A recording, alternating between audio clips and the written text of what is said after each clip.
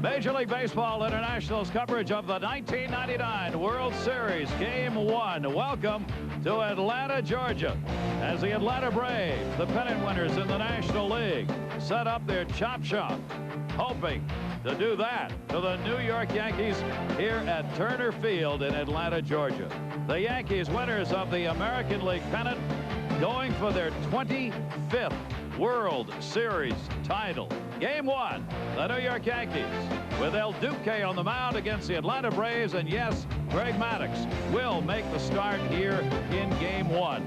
A full house, of course, will be on hand here tonight, including as many Yankee fans as could find tickets, and they were not easy to come by. Beautiful night for baseball, a little cool, but ready to rock and roll. Hello, everybody. I'm Gary Thorne, along with Ken Singleton. Welcome. Delighted to have you with us for Game 1. Lots of stories taking place around these two teams tonight, including who's not going to be playing as well as who is. Yeah, certainly Greg Maddux is going to get the start tonight because Tom Glavine was sick. He came up with the flu and will not be able to start tonight. If we push further back in the series, depends on how quickly he gets well enough to pitch. And obviously in this series, when you get this far in the postseason, you've had great pitching. Both of these teams did all year, and that will decide this series. Yeah, the Atlanta Braves, really a great pitching staff over the years. You start with Tom Glavine, who was supposed to start tonight. The Braves starters had 70 wins in the National League regular season. That was second highest total in the league. You go from him to Greg Maddux, who will make the start tonight. What more can you say about him? 4 Cy Young Awards, one of the top control pitchers of all time, and an excellent fielder of his position. Number 3 starter will be Kevin Millwood. Well, he'll get the start tomorrow night. Millwood is pushed up because of the illness of Glavine. This young man won 18 games during the regular season. He's been tough. John Smoltz scheduled to start Game 4. Of course, he's been one of the top starters in the National League for years. And when the Braves have to turn to the bullpen to close out a ball game, John Rocker's been the man. The Mets saw him during the League Championship Series in the National League, and he shut them down. A lot of strikeouts from this guy, one of the hardest throwers in baseball. There you see the Atlanta Braves pitching profile. Their starters, outstanding. I mean, the best in the major leagues for their ERA, regular season, postseason, and a great bullpen as well. The Yankees, second in the American League ERA for a team. Second in ERA, but first in wins among their starting pitchers. Duque, Orlando Hernandez, will start tonight. He was the top winner for the Yankees during the course of the year. Then you turn to the veteran David Cone, who's battled arm problems the last couple of years. He has gotten extra rest from time to time. He's been very effective lately. Andy Pettitte in the second half, the only left-hander in the rotation, was the best starting pitcher the second half of the season. Roger Clemens, 5-time Cy Young Award winner, has been the most ineffective. Occasionally he's pitched well, and occasionally he has not done well. When you turn to Mariano Rivera out of the bullpen, he has more saves in Major League Baseball than any other reliever this year. 45 times he's closed out a victory. There you see the New York Yankee numbers. Their postseason 6-1 with a sparkling 2.18. Their relievers may be the best in baseball during the regular season. That 3.98 ERA, 1-0 with a 4.16 in the postseason. Rivera is going to be a key here in this series. Obviously, you got to score some runs. It's not enough just to be pitching.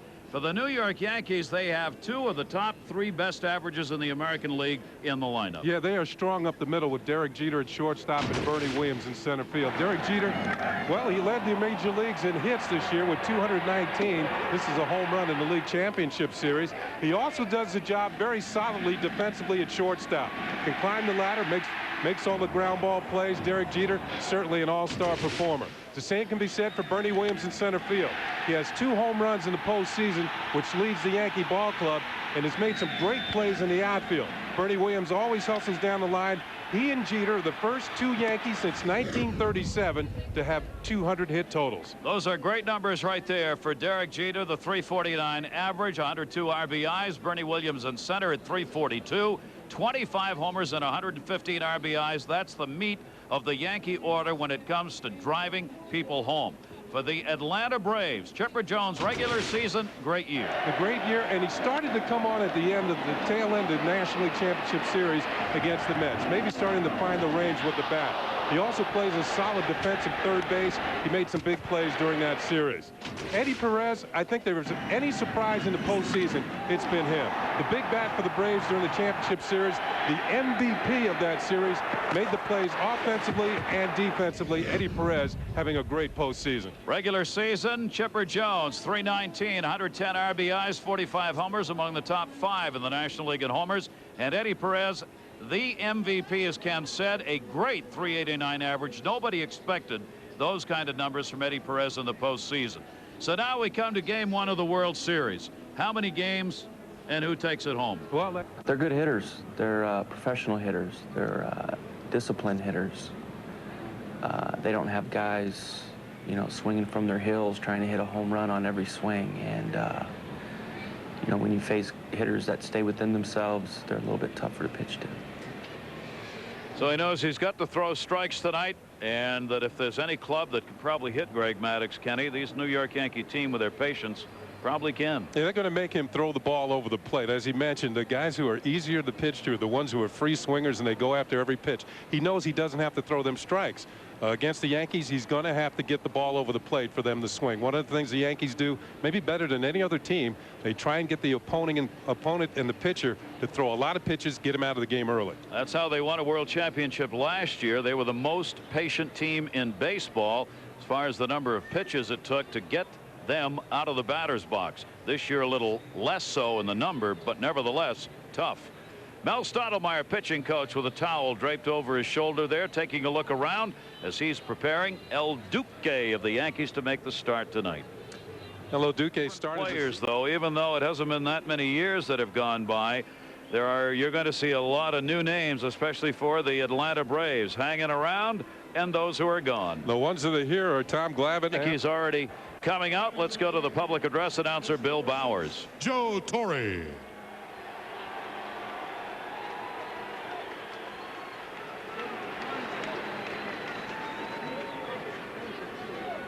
Here's tonight's starting lineup for the Yankees.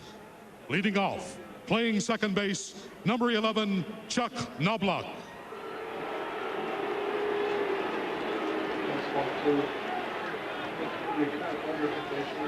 Batting second, playing shortstop, number 2, Derek Jeter.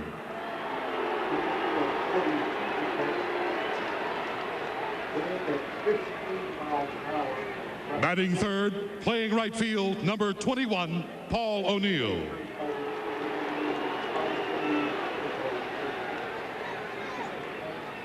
Batting fourth, playing center field, number 51, Bernie Williams.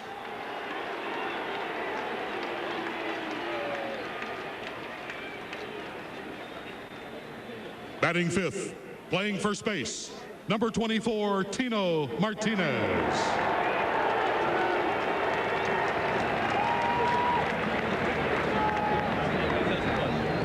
Batting sixth in the bullpen, the catcher, number 20, Jorge Posada.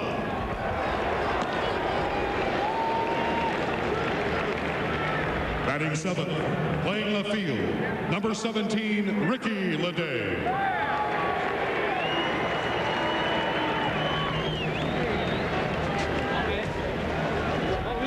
Batting eighth, playing third base, number 18, Scott Brocious.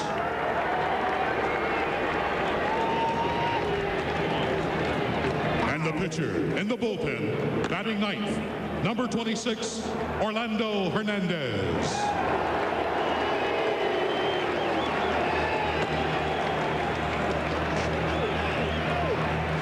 And now, get on your feet.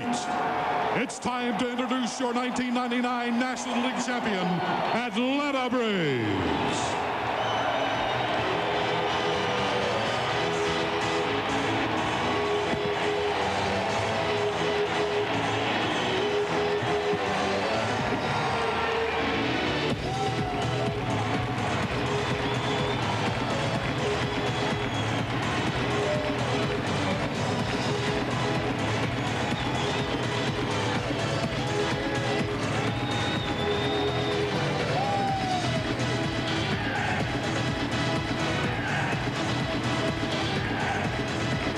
Of the Braves is number 6, Bobby Cox.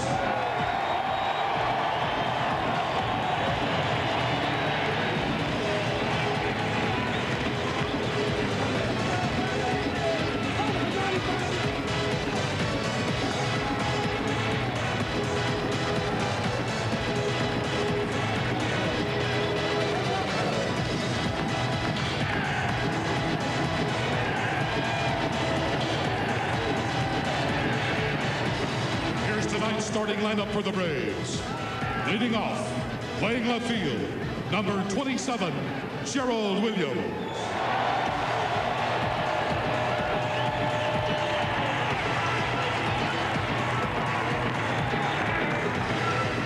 Batting second, playing second base, number 24, Brett Boone.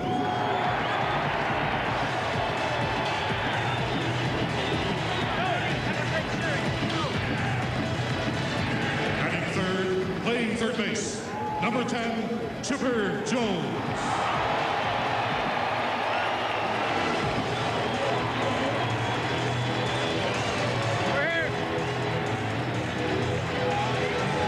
Batting fourth, playing right field, number 33, Brian Jordan.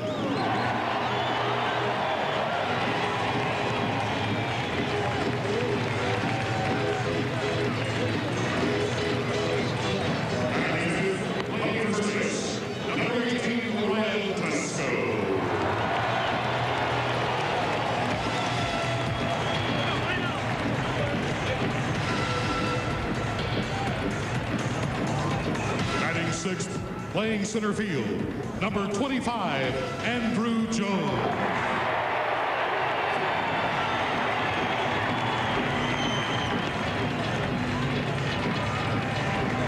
Batting seventh, in the bullpen, the catcher, number 12, Eddie Perez.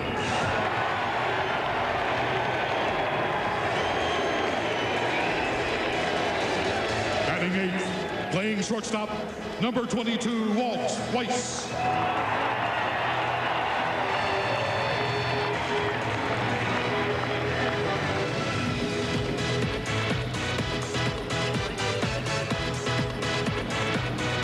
And the pitcher in the bullpen, batting ninth, number 31, Greg Maddux.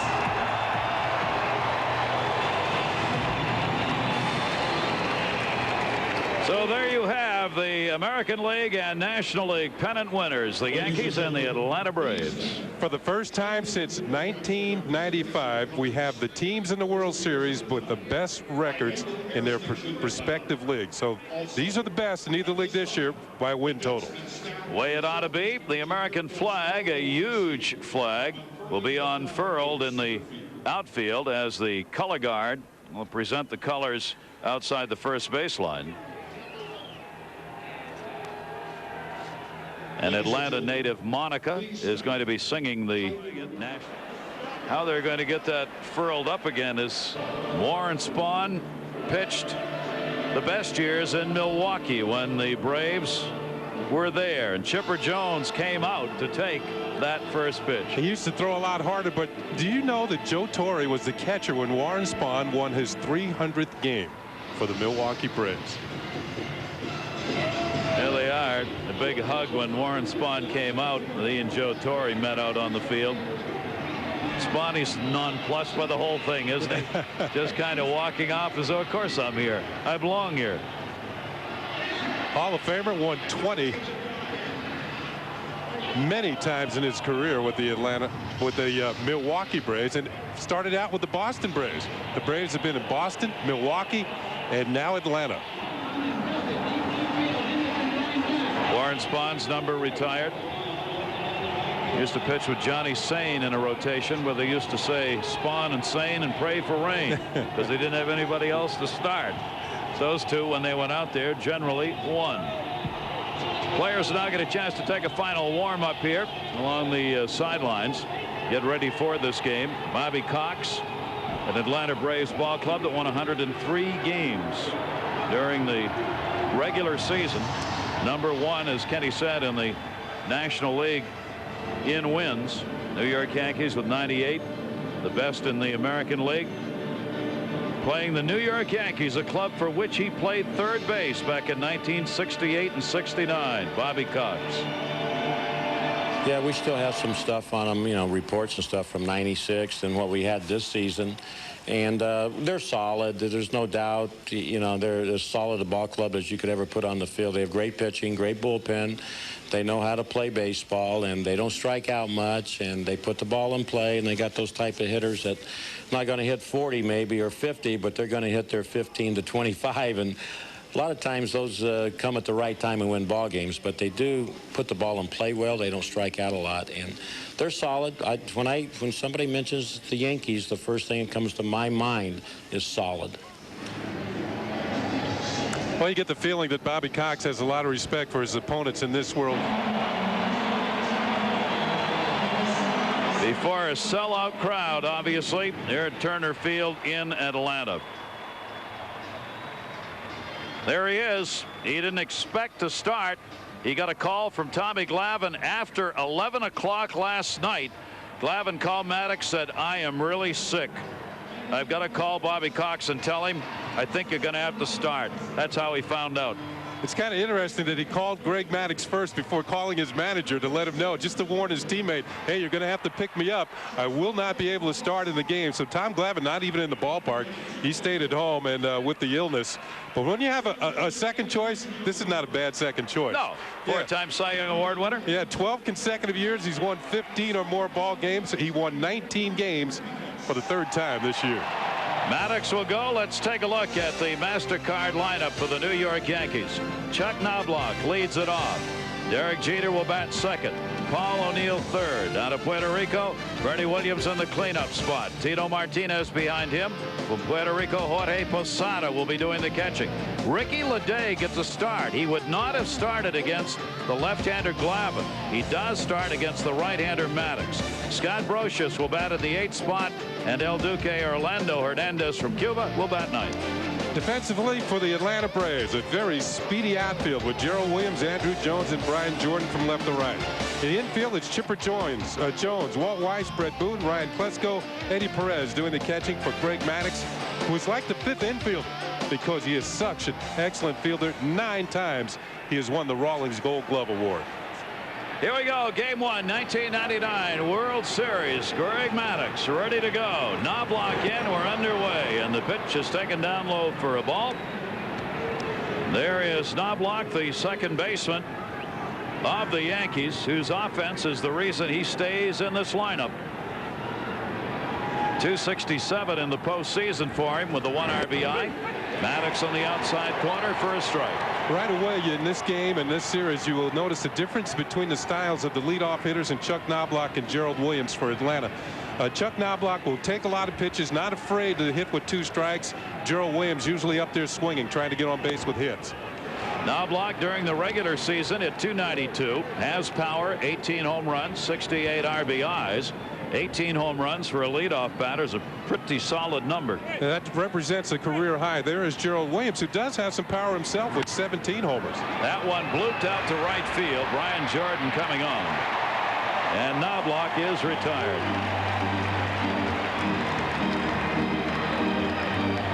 Cold weather, Kenny. The advantage goes to? I don't think it goes to anybody. If anybody, it's the pitchers. They are the warmest ones on the field because they're constantly in motion throwing the ball.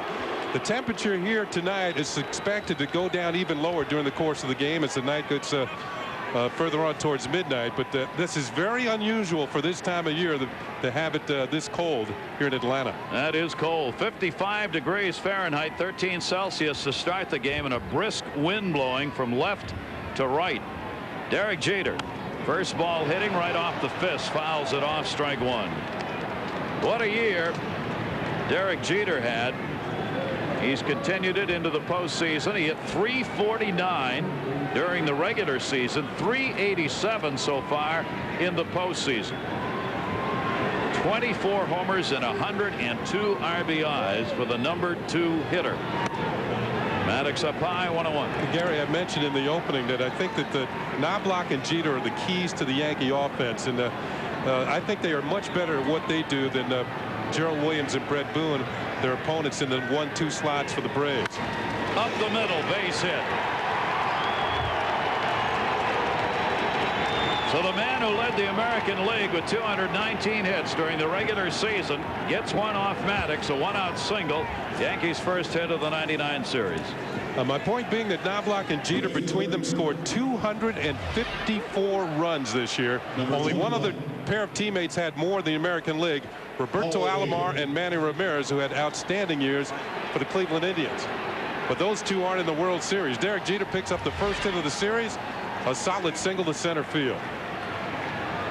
That'll bring up Paul O'Neill. O'Neill, see the numbers during the postseason. Paul O'Neill with 19 homers and 110 RBIs during the regular season has faced Maddux a lot, more than any other Yankee, because O'Neill played in the National League for a long time, as Maddux has done. Maddux pitching with the Chicago Cubs and then coming here to Atlanta. Paul O'Neill was in Cincinnati. So 12 for 51, a .235 batting average lifetime for O'Neill off Maddux. Jeter back to first base. It's one thing that Jeter did not do this year. He did not steal as many bases as he did last season in 1998.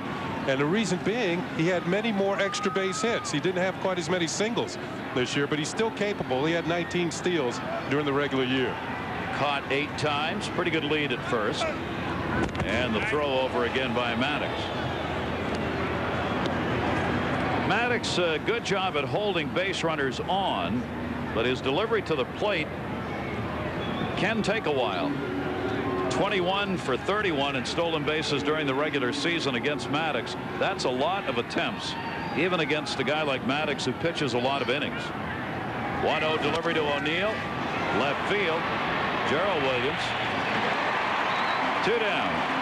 Yeah, that might be the reason as we see the throw get away, but it's backed up by Ryan Klesko. No advance by Jeter. One of the reasons why teams try and force so many base stealing attempts against Greg Maddux because they don't get many men off. They feel like they have to get runners in the scoring position to be effective against him. So if they get somebody with some decent speed on, they might try and steal and put some pressure on Eddie Perez. So Maddux now has 2 down here in the first inning, and Bernie Williams coming to the plate. Williams, the cleanup batter. 2 home runs, 8 RBIs in the postseason. Williams, the 3rd leading hitter in the American League during the regular season, behind Garciaparra and his teammate Derek Jeter. Williams hit .342. Jeter back to the bag. Bernie had career highs in hits this year with 202, and as I mentioned that he and Derek Jeter, his teammates, had each over 200 hits. First time the Yankees had a pair of teammates with 200 hits since 1937. And you have to go back to names Joe DiMaggio and Lou Gehrig. Pretty elite company. These guys are pretty elite players. There are only 4 players in the American League to get 200 hits. Jeter, B.J. Surhoff, Williams, and Randy Velarde. I can see how chilly it is as Ryan Klesko drops the ball, trying to throw it back to Maddux. In for a strike to Bernie Williams. Williams, .301 right-handed and .358 left-handed as a switch hitter this year. His power from the left side, he had 20 of his 25 home runs batting left-handed. 115 RBIs. Pretty incredible, Kenny, with these great numbers. The Yankees did not have a top 10 RBI man in the American League. They spread it out. They certainly did, because right now Greg Maddux with Jeter, O'Neill, Williams, and Martinez, 4 hitters in a row in the lineup that drove in over 100 runs. These are the guys who usually get it done. But right now Bernie Williams in the hole, 0-2. Maddux, a pitch out, thought Jeter might be going. He was not, and the count is a ball and 2 strikes. Joe Torre, the ever quiet, stoic skipper of the Yankees. Don't get a lot of emotion shown from Joe Torre on the bench. 1-2, 2 down. Maddux is thrown over 4 times. Jeter goes, pitch high and inside, throw down, 1 hop, not in time. Stolen base. Walt Weiss came over, no chance on that one on the throw from Perez. That'll put a runner at second base now with 2 away. Well, here's what the Yankees do best. Derek Jeter, after the pitch out, he decides to go, thinking the Braves will not pitch out again. He is right. He's in at second. But the Yankees were the best team in the American League. As we see the pitches up high and Eddie Perez trying to make the throw down to second, it'll be late and in the dirt. The Yankees, the best team in the American League, 292 with runners in scoring position. That's a great team average. Bernie Williams helped to keep it there. Maddux missed inside. Yankees in the postseason have stolen 4 bases in 5 chances now, giving them a better chance to score here in what is expected to be a low-scoring series where both teams may have to manufacture runs if the starters on these two teams pitch as they have all year. 3 ball, 2 strike count, 2 away. Jeter off second base and a timeout taken. You know, that's an interesting point, Gary, because these teams did meet in interleague play this year at Yankee Stadium back in July, and the series was anything but a pitching series. Both teams hit over 300 for the 3 games. They just wore out the pitching. Fouled off. And it was most unusual. Greg Maddux and Duque hooked up in a game. Neither one got a decision. Neither one was around for the 5th inning. Exactly the opposite of what you would have expected in those interleague games with these teams playing one another. Pitchers like Duque getting hammered. Maddux 3-2. Jeter off second base. Bernie Williams waiting on it. Swung on it. Missed. Maddux the strikeout.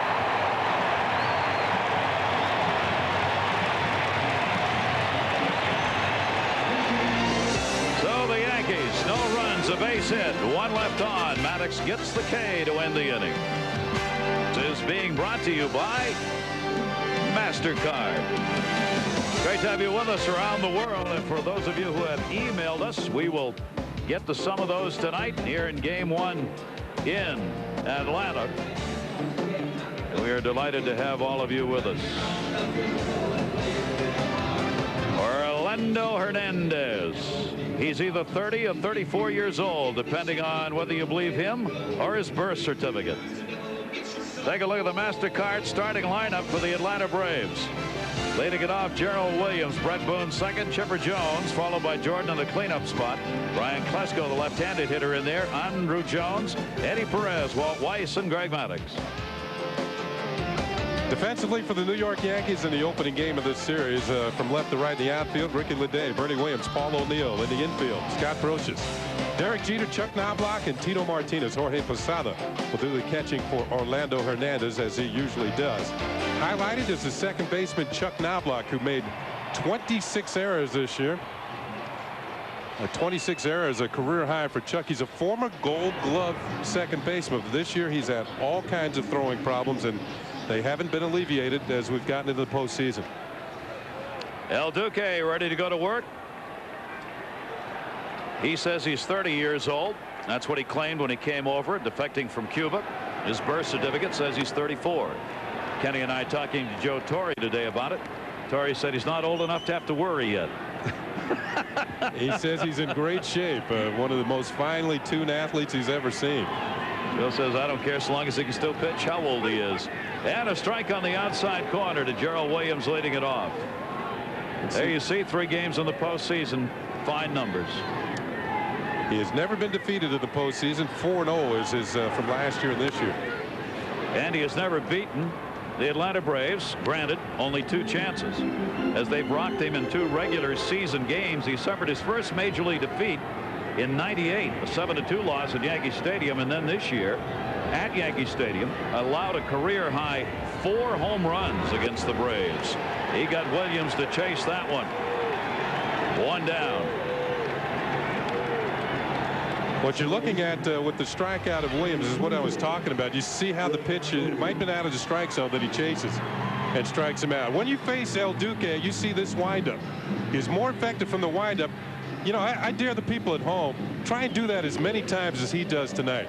Just to go through that windup and see if you can bring your knee all the way up to your chin, and you don't even have to throw the ball. Just try and do that. If you did it for 15 minutes, you'd have a good aerobic workout. You certainly would. Here's Brett Boone, first World Series for Brett Boone.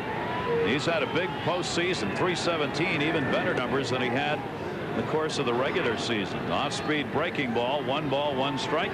3rd generation of Boones to play, and all 3 had a shot at the World Series. His grandfather played in 1 game. His dad played in a number of games, and now Brett Boone gets the opportunity here for the first time with the Atlanta Braves. He came over from the Cincinnati Reds in a trade, making him the second baseman for Atlanta all year long. 1-2's way up high by Duque, 2-2. You'll notice the different arm angles for Duque during the course of this game. He'll throw sidearm, more 3/4, then underneath as he did the last pitch. So that really gives him about 9 or 10 pitches, different angles, different varieties. And nasty 2 strikeouts. 91-mile-an-hour sidearm pitch. When El Duque has problems, they usually come early in the game before he can find his rhythm. With that elaborate delivery, sometimes his timing is off with his delivery, and he has problems. Not so the case in the early going in this game. 2 strikeouts, 2 down. Chipper Jones coming up. The Atlanta Braves did not strike out a lot. They may swing a lot, but they had the 3rd fewest strikeouts among National League teams during the season. So if you pile up a lot of Ks against the Atlanta Braves, it's not easy to do. Chipper Jones, 1-0 count. Fouls that one back. He has not had a great postseason. One of the reasons he's been pitched around so much, particularly by the New York Mets. Yeah, what happens when you start being pitched around, you get impatient when you've been swinging the bat well. Of course, every hitter wants to get up there and hit. And what happens is then you start chasing some bad pitches and you get yourself out. Chipper Jones started to come around a little bit in the tail end of the National League Championship Series against the Mets, more like the way he was swinging the bat during the regular season. There's Don Baylor, soon to be manager of another team in the major leagues, I feel. 1-1 delivery to Chipper Jones, who has drawn 14 walks so far in the postseason in 10 games. 2-1. That shows you the other teams, in particular the Mets and Houston before the Mets, were very careful with it. El Duque is 2. Orlando Hernandez inside outside, 3-1. One of the things the Yankee pitchers, interestingly, will watch for it, they gave up a lot of walks. Mel Stottlemyre's pitching staff starters. And Orlando Hernandez was one of them. 5th most walks in the American League. That didn't affect the record a whole lot since he was 17-9. And he gets the count to 3-2 here. Stottlemyre, former great pitcher himself with the New York Yankees. 3-2 delivery. Strike 3 called. Chipper Jones thought he had a walk. Instead, Orlando Hernandez strikes out the side. Williams, Boone, and Chipper Jones set down. Called 3rd strike on this one by Randy Marsh, the home plate umpire. After 1, no score. How good has the New York Yankees organization been? Their 36th trip to the World Series, 18 more than any other franchise. Let's go back to the bottom half of the 1st inning. El Duque, high slider, strikes out Gerald Williams, blows away Brett Boone with a fastball. Nice movement, a tail to the inside corner, gets Chipper Jones looking. 3 hitters, 3 strikeouts. There you see the American League National League umpires working. Randy Marsh with the plate, Rocky Rose, Steve Ripley, Darrell Cousins, Jerry Davis, and Jim Joyce. They are selected on merits as to who will make it from the postseason umpires to the World Series. And that wasn't the way it always had been. It used to be just a rotation thing, and you didn't get the best umpires umpiring the big games. Now they are judged, each of their games evaluated. Tino Martinez will lead it off. Martinez, Jorge Posada, and Ricky Leday due up for the Yankees. 1 for 14 off Maddux in his career. Tino Martinez. Maddux falls behind here, 2-0. 1.5 walks per 9 innings for Maddux, second best in the National League this year and every year. It's right around the same mark. And he misses, 3-0.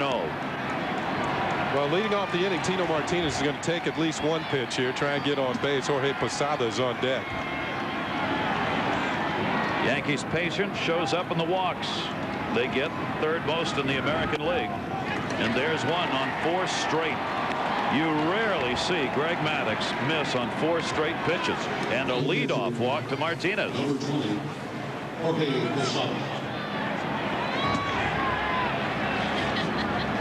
Bobby Cox, and of course a pitching coach, a longtime Brave pitching coach, Leo Mazzoni, who will rock the night away. Jorge Posada, fine young catcher of the Yankees. One of the 2 hits in the postseason, a home run. Maddux into him. Brett Boone, Walt Weiss, double play. That's how you take care of a leadoff walk. Just enough movement on that pitch, and when Posada went to swing at it, he topped it and rolled it to second. And Greg Maddux is big, no mistake about it, is a ground ball pitcher. He's able to get the double plays when he needs them. That was tailor-made. The flip, the throw on the first, and there's your DP. The first double play of the World Series. And now there's 2 outs and nobody on. You can see Tino Martinez trying upsetting Walt Weiss, but nothing doing. Ricky Leday, left-handed hitter, fouls that one off against Maddux. Leday not in the lineup originally on Joe Torre's desk because he thought a left-hander would be pitching, so Leday was not going to play. And Maddux was the starter. He's in. Left field. Williams. Wind blowing it. Back towards center.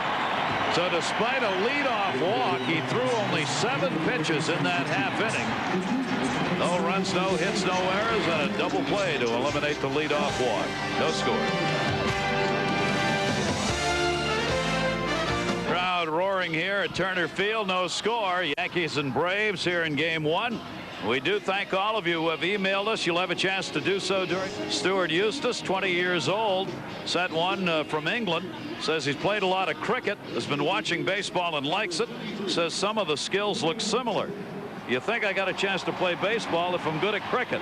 We turn to our internal analyst on cricket, Kenny Singleton. I don't know too much about the game. All I know is that one team can stay in the field all day. That doesn't appeal to me much.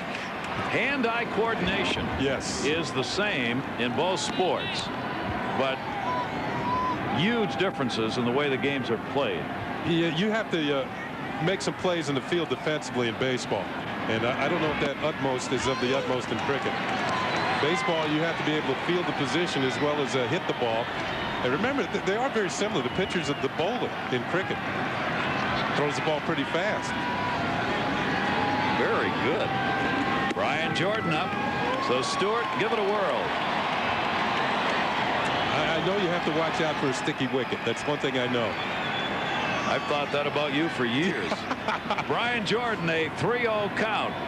Bear in mind Maddux had a leadoff walk to Martinez. That's a strike on the inside corner, 3-1. 87 walks in 214 innings during the regular season. 12 walks in 23 innings during the postseason off Orlando Hernandez. 3-1. That one to right field. That's an atom ball. Paul O'Neill's got it. One away. Now we talked about the leg kick of El Duque, and watch Greg Maddux, more of the conventional style windup, and El Duque way up high with the knee. Maddux not quite as high, and you see how Maddux just always looking at the target. Maybe that's why he has such impeccable control. He never takes his eyes off the target, while El Duque really turns his back, and it more deception, hides the ball a lot better than Greg Maddux. One down. Ryan Klesko making the start at first base, takes the pitch inside. Home run power. Couple of home runs in his career, and 5 for 5 off Orlando Hernandez. Fouls that one off. 1 ball, 1 strike. The numbers: Orlando Hernandez, left-handers 273 for an average off him. Right-handers 187. Huge difference. Left-handers 15 home runs, right-handers 9. So if you're going to get to Orlando Hernandez, a much better chance if you hit from this side of the plate. Yeah, a lot of American League managers, I can think of Tom Kelly of the Minnesota Twins, will stack their lineup with left-handed hitters against El Duque. I think he had 9 left-handed hitters in a game. That one off the fist, really. Still pretty good shot. O'Neill's there, and there are 2 down. And there you notice the difference between El Duque and make that Greg Maddux. Maddux gets a lot of ground ball outs. El Duque will get either the strikeout or the fly ball outs because he keeps his fastball elevated. Greg Maddux keeps his fastball down. The outfielders will be busy for the Yankees when El Duque is on the mound. There's a fastball that is up. Now belt high, although Klesko didn't really hit it well, maybe a little bit off the end of the bat. But the left-handed hitters will get a boost tonight from the wind. Really really blowing out to that power alley in right center field, as it has been all day. There you see the flag atop the scoreboard in center, blowing from left to right field. Andrew Jones up, and a strike taken, 1-1. 3 RBIs, 220 average during the postseason. The young 22-year-old center fielder. Did he hold up in time? They'll check it first. Yes, he did. Rocky Rowe of the American League at first base. Andrew Jones, of course, the youngest player in the Major League history, the homer at his first at bat. Fouled that one back. Had that great 96 series. Came out of nowhere with the 2 home runs at Yankee Stadium. And the Braves and the Yankees met to help put Atlanta up 2-0 in the series before the Yankees came back and won it. Hit 400 that year in the World Series against Yankee pitching. 2-2 delivery. High pitch fouled off. And it will remain a 2-2 count. Only he and Gene Tennis, who did it way back in 1972 for the Oakland A's, homered in their first 2 World Series at bats. Gene Tennis did it against the Cincinnati Reds. 2-2 and 2 down. Popped that one up again as he continues to chase pitches high out of the strike zone on the last 3. Seen a lot of fastballs from Duque in the early going. Orlando Hernandez also has a very good breaking ball. He hasn't really thrown that many of them.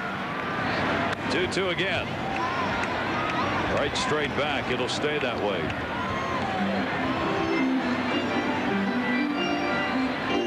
It was Andrew Jones who got the bases loaded walk against the New York Mets and Kenny Rogers that wrapped up the National League Championship Series and gave the pennant to the Atlanta Braves. Another one. Same pitch, same result. All of those pitches he's having to reach for up and over his head or around the eyeballs. That's another reason why Orlando Hernandez will throw more pitches than Greg Maddux tonight. Maddux keeps the fastball down. He gets ground balls towards the infield. Duque will get a lot of foul ball backs on the high pitches, and that's using up pitches. There's a breaking ball off speed inside. 3-2. He had the 10th best ERA during the regular season in the American League at 4.12. 5th in walks. 5th in wins rather, and 9th in walks during the season.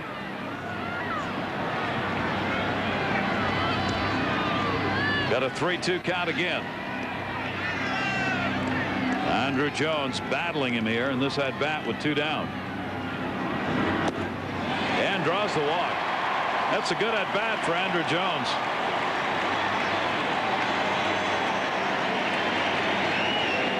Yeah, Don Baylor said that Andrew Jones is starting to get more of a handle on the strike zone. Knows what to swing at a little bit better than he used to.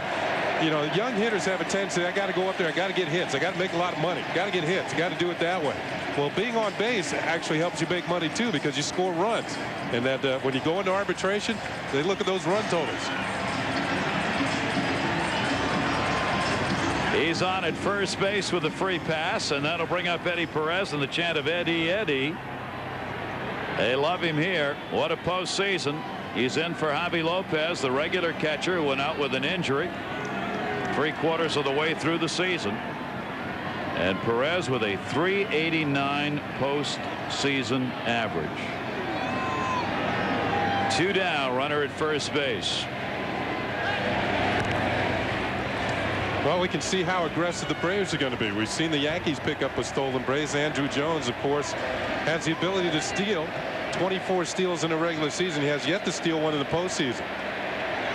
And with 2 outs, it's prime time to go. Pretty good lead, forcing him to go back in with a hand on that one. Atlanta Braves ran a ton against the New York Mets in the National League Championship Series. They have 18 stolen bases. 18 in 10 postseason games, have been caught only 4 times. Timeout taken at the plate. No pitch. I would think that the Braves will still try and steal bases. But Mike Piazza had a very poor series for the Mets throwing. Jorge Posada has a very strong arm. Although he caught something like 28%, which is underneath the average. The average is around 31%. So a little below average for Posada. But he does have a strong throwing arm. Hernandez high and tight. Eddie Perez. Base stealers were 19 of 27 against Hernandez. Kenny, how is he at holding runners on? He's quick with the move to first base, trying to pick runners off or hold them closely, but his delivery to the plate is a little slow, and that's where the runners get their jumps. Mel Stottlemyre giving the signs on whether they want to throw to first base to hold the runner. 1-0 delivery. Laid that one down the middle. 1-1 to Eddie Perez. You know what was unusual about Eddie Perez as we look at Mel Stottlemyre, who we're talking about the all-century team in Major League Baseball. The Yankees had their own all-century team, and Mel Stottlemyre was chosen as the right-handed pitcher on that team. 4-time 20-game winner by the Yankee fans. Not a bad starter. 1-1 the count. Runner not going and way out of the strike zone. 1-2. Duque took a lot off of that breaking ball and got Perez way out in front. It's one of those, I like to call them helicopter swings. You can see it just looks like the rotor blade of a helicopter as it comes around, and no contact on this one. The all-century team will be introduced tomorrow night at 7:30. Hope you'll join us for that before game 2. 1-2 and timeout again. All of the living members of the all-century team are expected to be here tomorrow night. That is going to be some grouping of great baseball stars. Already before tonight's game, I saw Mr. Cub, Ernie Banks. Yogi Berra's here. I saw Yogi too, yeah. Great Yankee catcher on hand here watching this game tonight. 1 ball, 2 strike count. 2 down.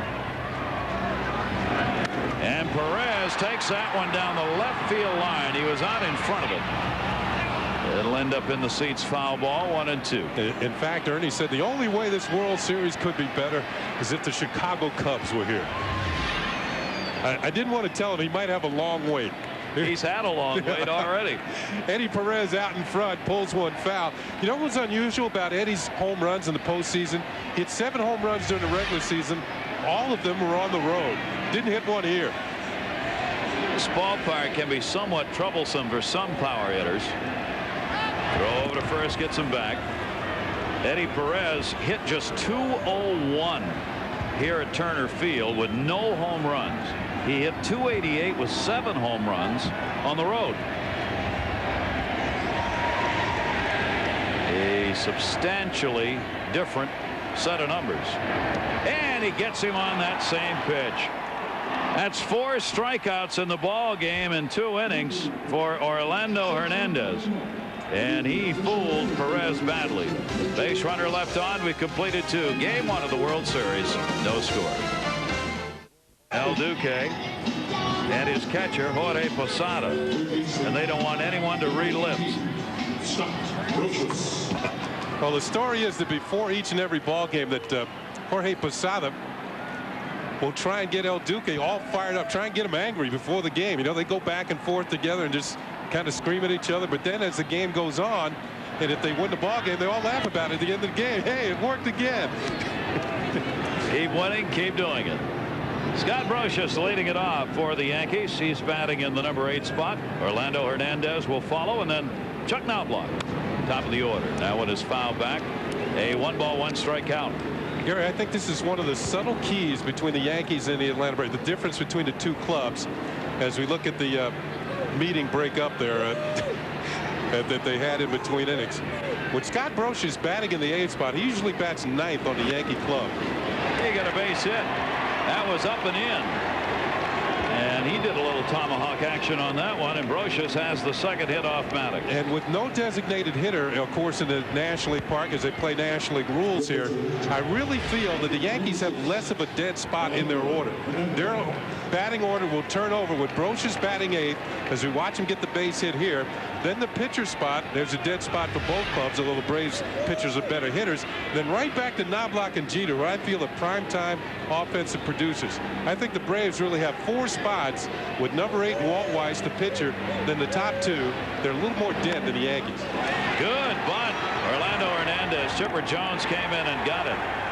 So without the designated hitter in games played in the National League Park, Orlando Hernandez had to take his time at bat and did it very successfully. The Yankee pitchers, of course, have gotten an opportunity to practice. You can see the form of Duque is a classic form, keeping the head of the bat elevated over the bottom of the bat so he can just drop it right down, kind of catch the ball on the end and deaden it. An excellent bunt. In the Yankees' first try, as Chipper Jones will make the play and throw him out. The play goes 5-4. That's the first sacrifice of the year for Orlando Hernandez. And a beautiful bunt. Now a runner in scoring position.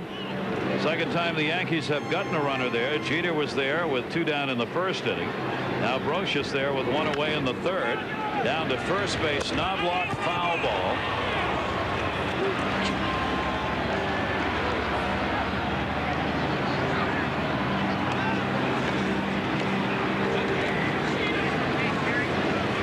Warming his helmet up before his at-bat, Chuck Knobloch. Not a bad idea. Here's the big blower, the big heater inside the dugout. 55 degrees starting this game. 13 Celsius. It is cold and getting colder with a biting wind. They must have had to send up north for those, because you wouldn't expect to see heaters in Atlanta. This is cold for Atlanta for this time of year. Knobloch off the outside corner fouls it off.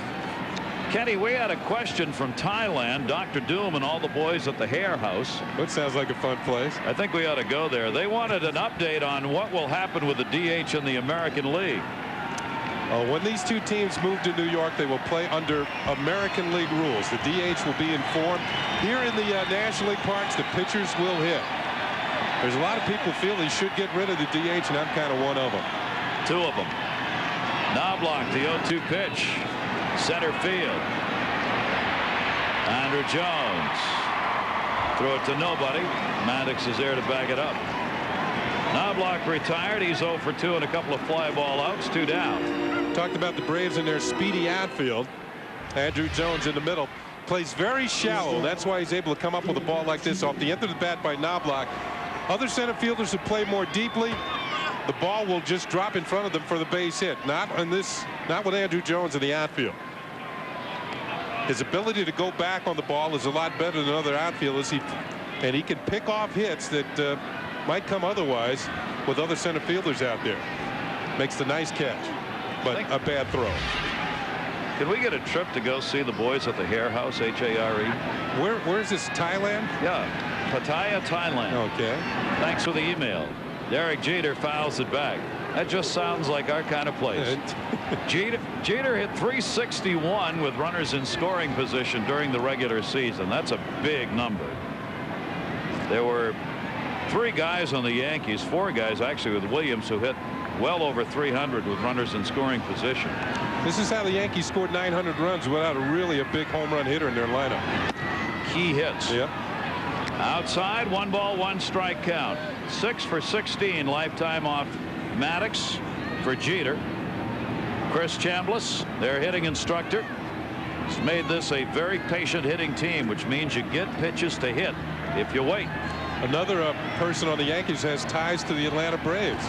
Chris Chambliss played 5 years for the Yankees. He played 7 years for the Braves. Chambliss may be a manager next year somewhere. He's being interviewed by a couple of ball clubs for managerial positions that are open in Major League Baseball. Joe Torre's going to be right there. 1-1. Chin music. Maddux 2-1 on Jeter. Maddux will come in on you if you crowd him on the plate. I mean, he's not bashful about throwing inside. He doesn't throw hard enough to do a lot of damage inside, but enough to get your attention. 2-1 count. Good lead at second base for Brocious.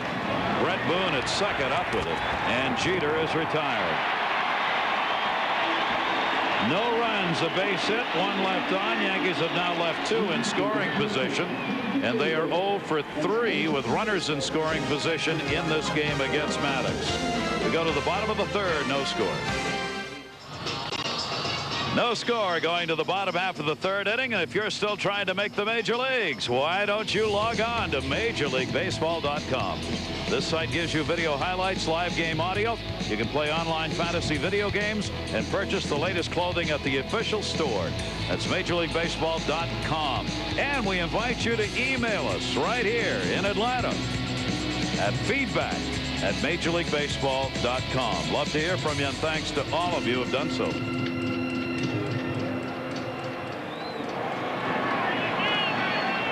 Couple of hits for the Yankees, none yet for the Braves. Bottom of the 3rd inning.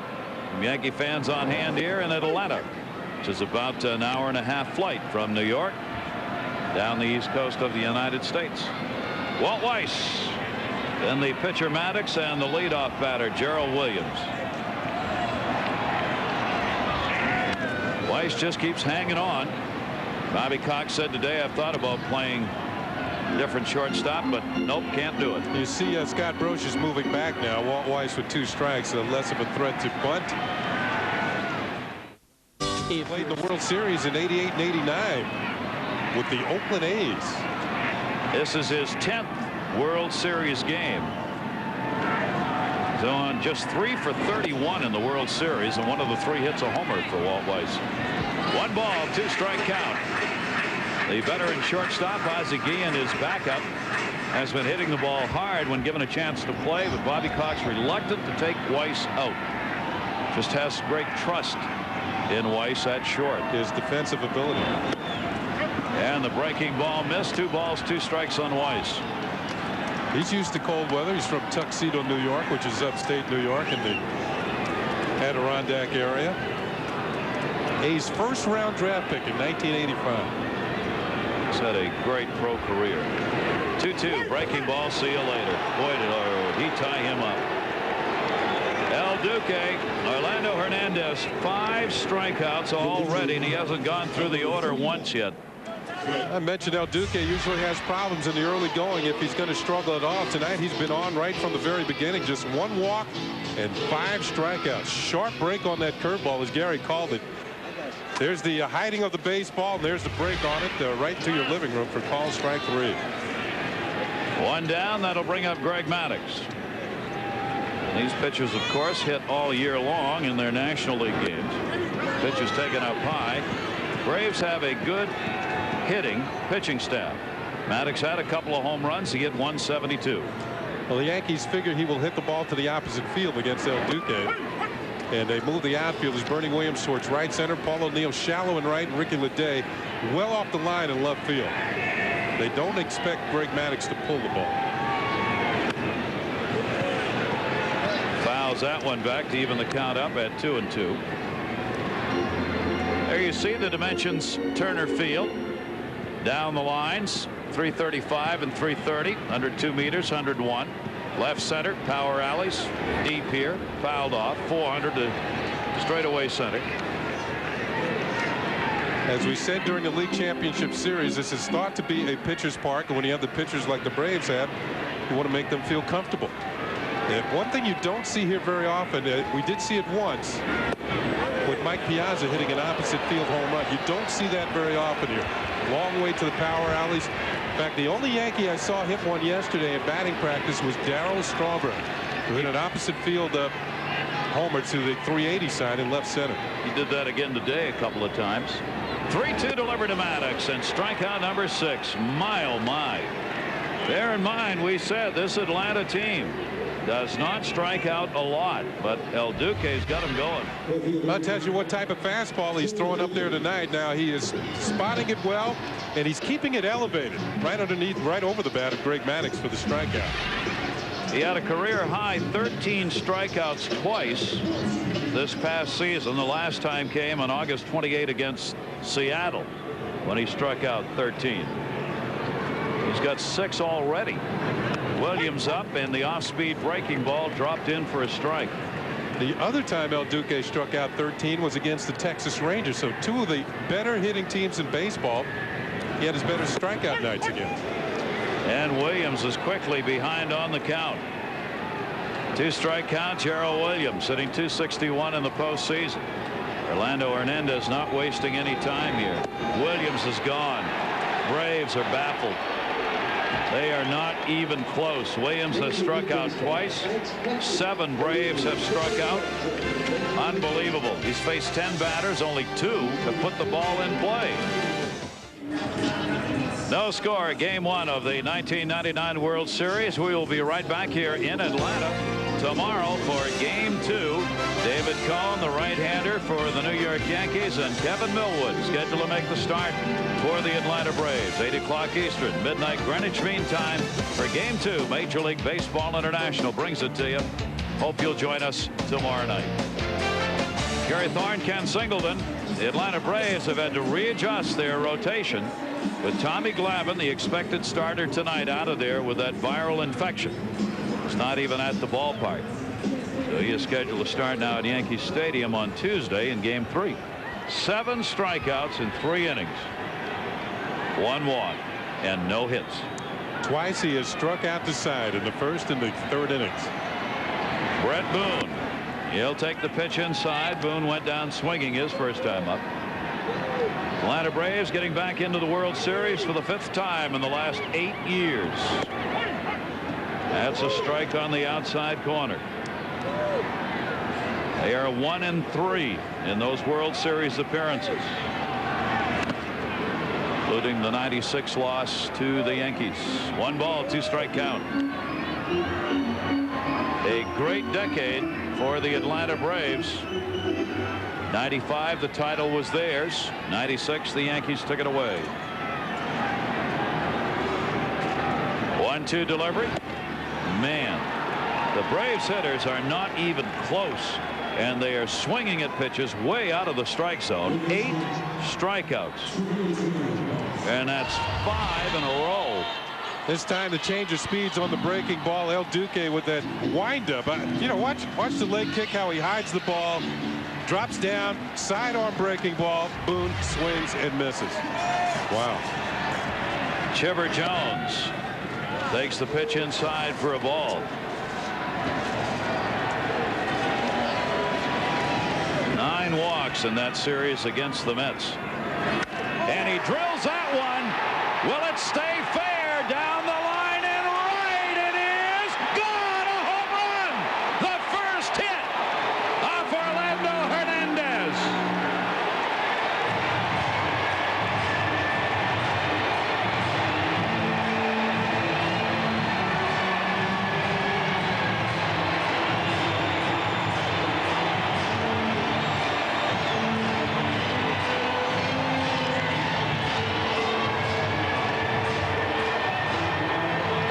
Chipper Jones getting a lot of walks during the Mets series. The Mets very careful with him, and you can see the reason why. That ball was tagged down the right field line. Just a matter of whether it was fair or foul. El Duque touched up for the first time by a Braves hitter, and it's for the long ball. There are those left-handers again, Kenny. That is the first home run of the postseason for Chipper Jones, and for Chipper Jones, his first World Series home run. He's got a couple of home runs now off Orlando Hernandez. You know, he is 3 for 7 against him with 2 homers. The home run comes exactly 1 month to the day that he hit his last home run. It was against the New York Mets in September down the stretch. In fact, he had 2 home runs that night and 4 in the series. But since then, he hasn't hit a homer. 1-0 lead. 1 run on 1 hit. Brian Jordan, who flied out his first time up. That sets the fans a-buzzing. 2-1. Right field. O'Neill. And there are 2 down here in the 4th inning. Here's a look at the pitch, and it's a fastball that over the inside corner. Chipper Jones was ready for it. Good extension on the swing. Good hip turn. Cleared his hips well, and he's just hoping it stays fair. It does, and the Braves are on top 1-0. That wind blowing from left to right. may have helped carry the ball a little, but it was also pushing it to foul territory.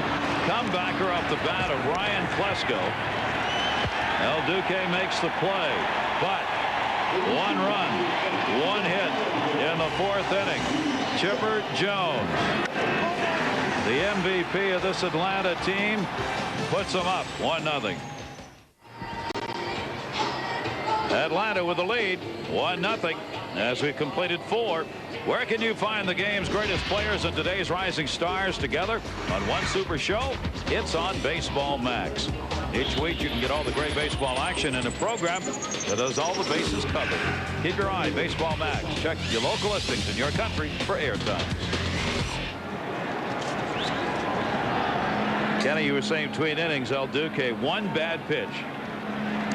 Right to the spot where Chipper Jones was looking, fastball in. Remember, Chipper Jones was struck out his first time up, caught looking on a fastball inside. He wasn't going to let it happen twice. Jorge Posada, the Yankee catcher. 5th World Series game for him in his career. And Maddux got him to hit into a double play his first time up. Greg Maddux, 5th World Series start. He is 2-2 in World Series play with a 1.99 earned run average in World Series games. Broken bat. Brett Boone. That went right by Maddux. 1 away. Well, once that bat breaks, it can be very dangerous. You see the pitchers and infielders shy away from bats that are flying through the air once they're broken. But Greg Maddux was kind of cool on this one. It just went on by him, reacted as if, you know, wasn't going to get me. And he got what he really wanted, the ground ball to the second baseman for the out. Seems though he's always cool. Yeah. You know, his demeanor and his expression on his face never changes. But I think the pitcher who is more stoic than even Maddux is Tom Glavine. 1-0. Towering major league pop-up. Shortstop Weiss saying, "Why me on a windy night?" And he catches it. Woo. In the webbing of the glove. 2 down. Leday, a pop-out victim. Look at Maddux kidding him.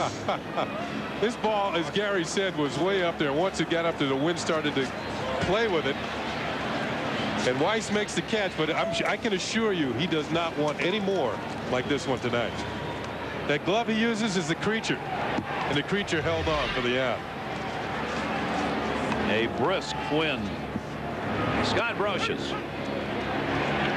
Strike 1, 2 down, nobody on. Maddux has thrown only 47 pitches in 4 2/3 innings. He is always a very efficient worker throughout his career. Some of the fewest pitches thrown per 9 innings in Major League history. And from this day and age, very quick ball games.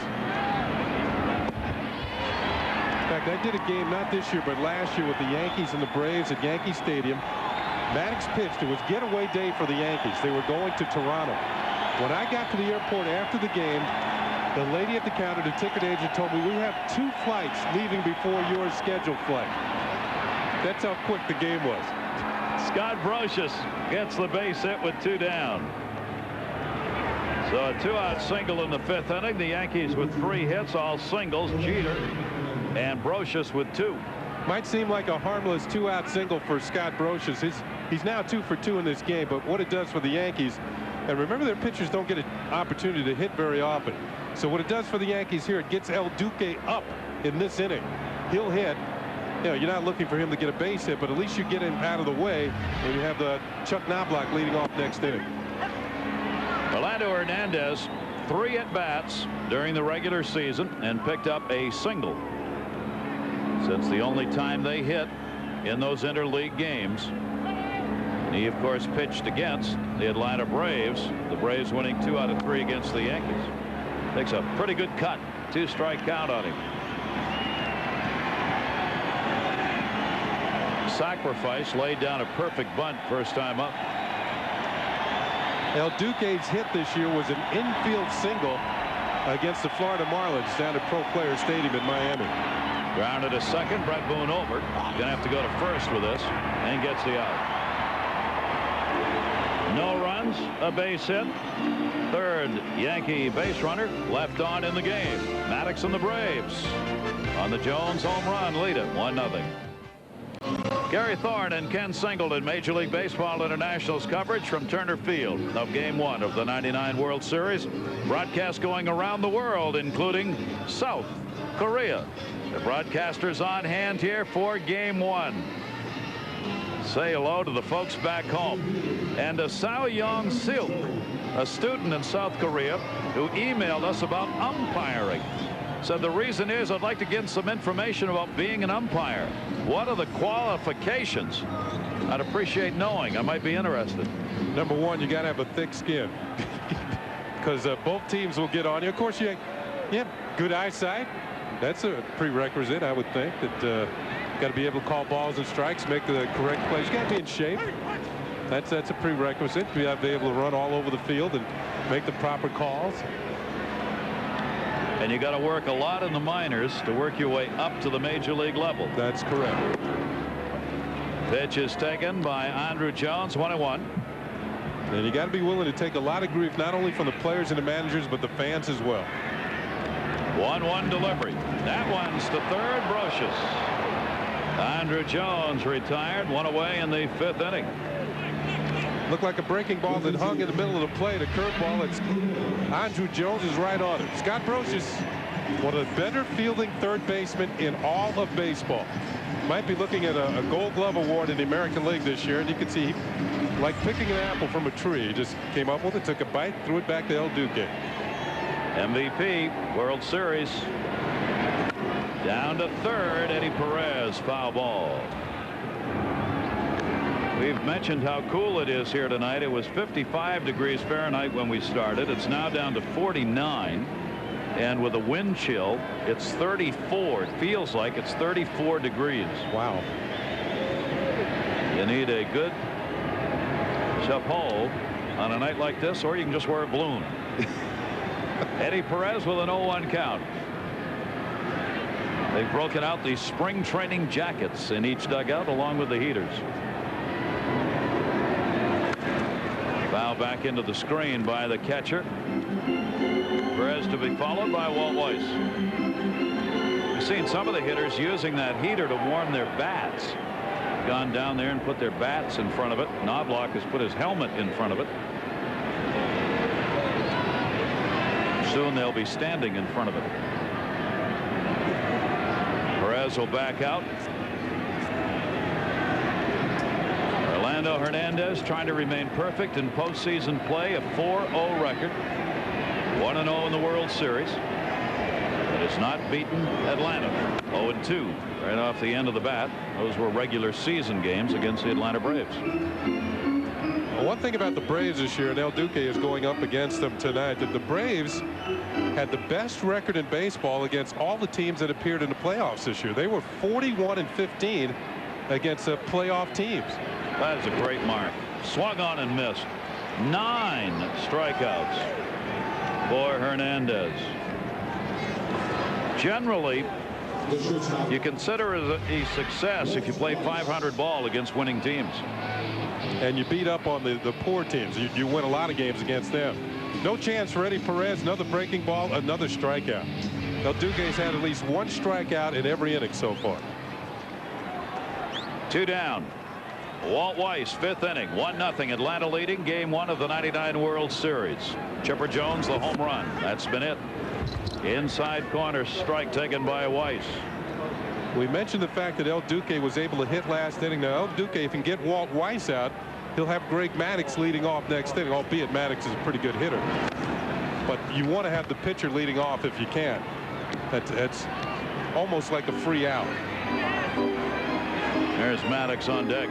For those who might be wondering, the record for strikeouts in a World Series game is 17, set by Bob Gibson in 1968, of course. Gibson with the St. Louis Cardinals, in a year never to be forgotten for him or anybody else. During the course of that season, regular season, he had a 1.12 earned run average. 13 shutouts during the regular season. Breaking ball missed. 2-2 strike count on Weiss. So 17 is the record in a World Series game. Duque has 9 so far for the Yankees, but ironically is trailing in the game 1-0.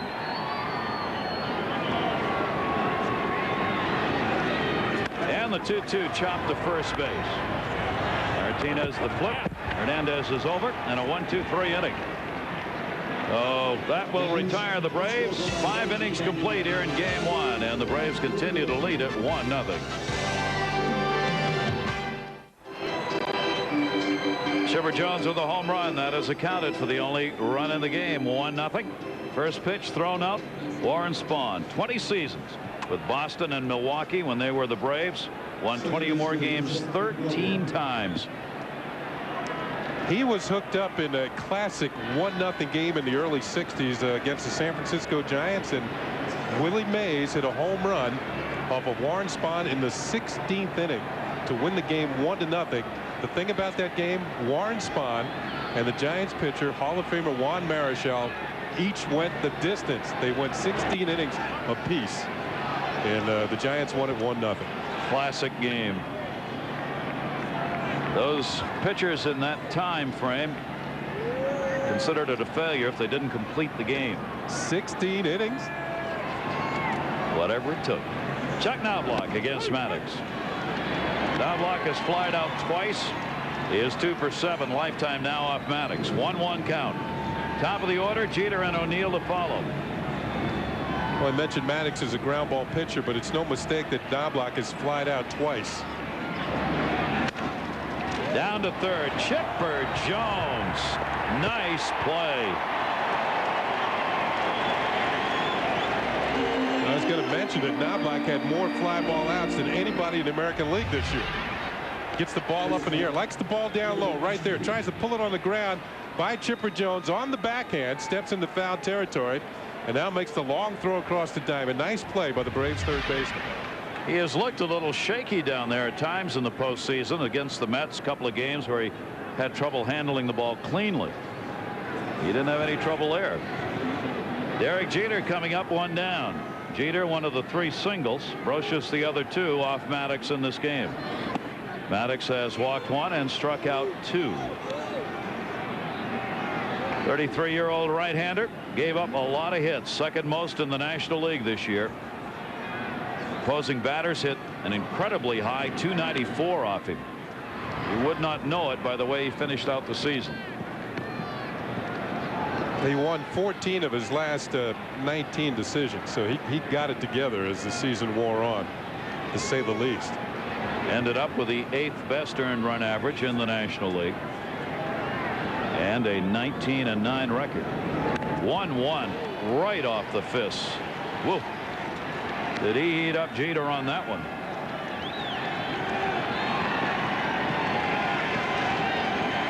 Certainly a different style of getting it done for Greg Maddux. Only the 2 strikeouts, a walk. Duque with the 9 strikeouts so far. Greg Maddux making more liberal use of his fielders. 1-2 delivered to Jeter. A little bit outside. 2-2 strike count. What you just saw is the improvement in Derek Jeter over the years, taking close pitches, not afraid to hit with 2 strikes. He still strikes out quite a bunch. You saw Eddie Perez sitting way out over that corner. And he got him. Jeter knew it. Still couldn't do anything about it. Looks out at Maddux like, how can you keep doing this year after year? Oh, while Duque is striking out Braves swinging, or most of his have been that way, Greg Maddux uses a control to pick up his strikeouts. All 3 of his have been on the called variety. Watch Eddie Perez hold that glove still. Don't move it until the call is rung up. Again, you saw how far he was out of the catcher's box, what's left of the chalk that marks it. He had 1 foot way out of it, and Jeter leaned over the plate and couldn't get it. Down low to O'Neill, who has struck out, flied out. 2 down. 1-0 count on Paul O'Neill. Left-handers hit an even 300 off Maddux. Right-handers 289. The Yankees have only had 1 man as far as second base. That was Jeter in the 1st inning when he singled and stole second. Tough to get the homers off Maddux too. gave up only 16 during the regular season. Jeter still thinking about that called third strike. 2-0 delivery. Down and away. It's interesting to see how the Braves play Paul O'Neill defensively. He uses line to line. He'll hit the outside pitch to the opposite field. He'll pull the inside pitch. See the outfielders?